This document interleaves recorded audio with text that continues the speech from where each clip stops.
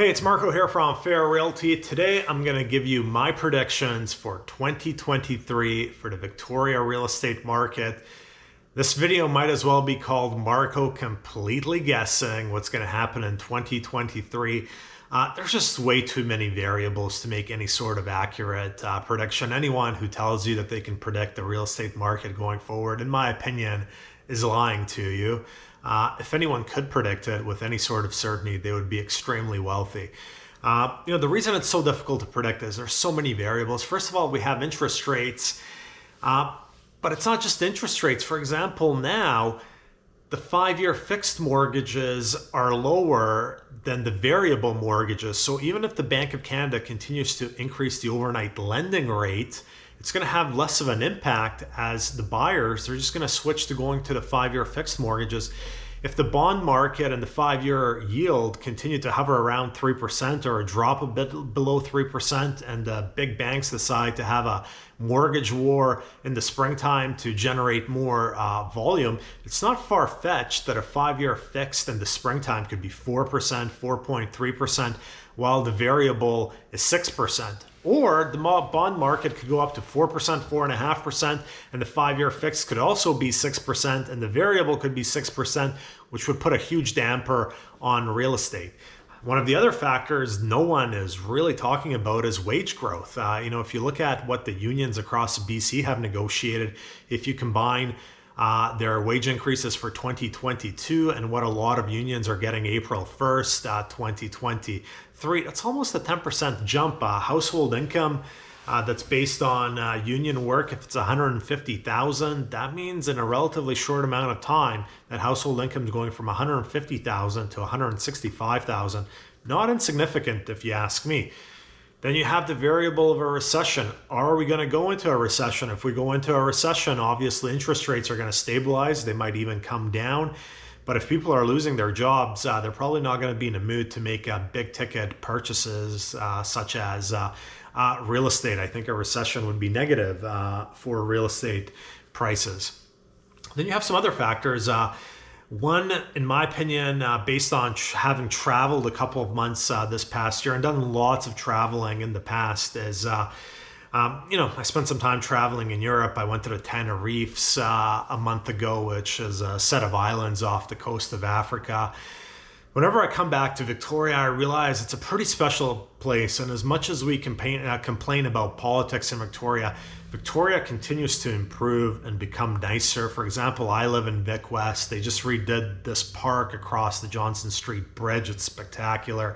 There's a lot of newer developments being finished. Every time a brand new development's finished, the infrastructure in terms of the sidewalk, etc., is improved. Victoria on a whole continues to become nicer and nicer, which I think long-term is going to attract affluent people with budgets a lot better than those of locals. And every spring the sun comes out, people realize how nice Victoria is, and I do feel like long term we're going to get more and more net migration from other cities across Canada. So on to the predictions. First of all, sales numbers. Just to give you some context, 2018-19 we had low 7,000s in terms of the sales. Then 2022, that was the COVID year, had a huge second half. Sales went up to 8,500. 2021 was just crazy. We had over 10,000 sales. This year, huge slowdown in sales. We're going to finish the year at 6,800 sales. So 34% drop in sales. For 2023, I'm going to predict 6,400 sales. I think we're going to start the year very, very slow. January, February, March, I think it's going to be a slow start, and I do feel things are going to bounce back a bit in the second half of the year, and I think we're going to end the year at 6,400 sales, which is going to be the lowest since 2014, 13. Prices, right now the single family home median's around 1 million. I think we're going to have a slow, small drift throughout the year. Too many headwinds right now in the marketplace, in particular the interest rates, which I discussed. I think in 12 months from now, the median, my best guess, is 960,000, so 4% drop. The single family home average price right now is 1.17 million. I think that's going to trend down to 1.12 million. Once again, 4-5% drop on single family home prices.